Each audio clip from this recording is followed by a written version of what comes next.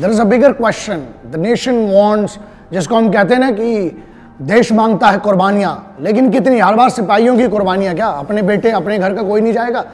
Okay, so what did that major do wrong? What did an army officer do wrong when he टायर्ड a bloody stone pelter in front of his jeep or on the bonnet of jeep and he took a round where, but the reason was clear because he was protecting the election commission guys and the civilians there.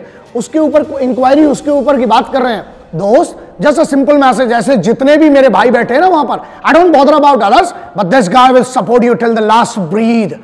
मैं वहां खड़ा हूं and I will always speak on your behalf. People talk about the human rights, right? Forget about your human rights. Talk about the fundamental rights of the soldiers. What about the fundamental rights of the soldiers? Has anybody spoken about that? नहीं, human rights वाले खड़े हो जाते हैं. अगर वहां पर yes, I agree, pellet guns should stop. The real gun should be used now. Why? 33,927 people are there in ICCU from the armed forces and paramilitary forces. उनका कोई ह्यूमन राइट्स नहीं है ना? Okay, what about the traitors? You have to define the traitors in this country and that has to be mentioned in one of the other dictionary of this country. Who will be called the traitors? Don't you think the guys those who are saying that the talks will solve the problem with Pakistan are or they should be called traitors? Or the anti-national media who says that all the terrorists were all innocent people, aren't they the traitors? You will have to ask this question to yourself. This is so very important to answer. And I will be keep asking this because it is, as an Indian, as a common Bharatiya, it's my responsibility to raise this question to my youngsters and my youth. You will have to think, are we actually respecting the traitors and bastards in this country? We will have to answer this. What is the basic answer of the solution? It's very simple. Let the bloody cannons open. Let the RT open the fire. The LOC is 741 kilometers. Let the bloody RT open. And the Indian Armed Forces can raise every bloody post to the ground.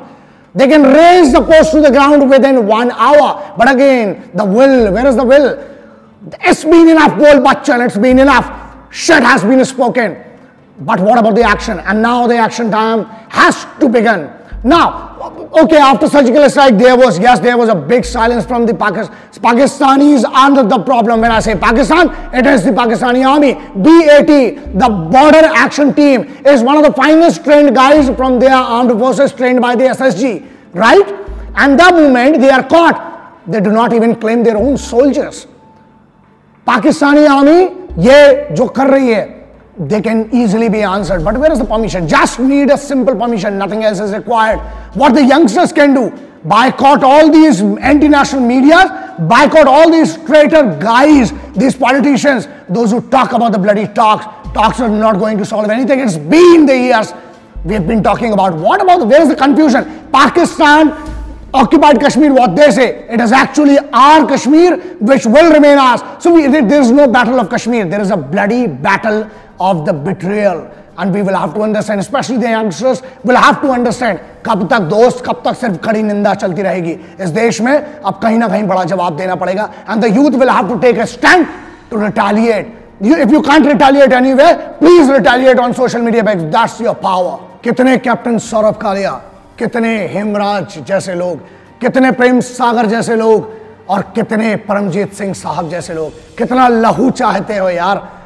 The bigger question is who is actually the killer and the murderer of these guys. उनके लिए गर्व की बात है कि अपने देश के लिए, अपने वतन के लिए अपना लहू चढ़ाना, लेकिन क्या एक बार मर रहा है वो सिपाही, वो बॉर्डर पे, वो अगर पाकिस्तानी जंग में मरता है, पाकिस्तानी फौज मारती है, बात अलग है. उनके सर काट के ले जाए जा रहे हैं. What about the brutality? Is this a soldier thing? Is it a respect of a soldier? अगर पाकिस्तानी फौज सच्चा सिपाही होती तो क्या ये करती? चलिए उनकी छोड़िए यार, वो तो दुश्मन है, उनसे तो दगा ठीक है, समझ जाते हैं, ठीक है, वॉर के रूल है, that is a different thing. दगाबाजी तो यहां हो जाती है. हर रोज इनकी रूह को मारा जाता है, इनकी आत्मा को काटा जाता है.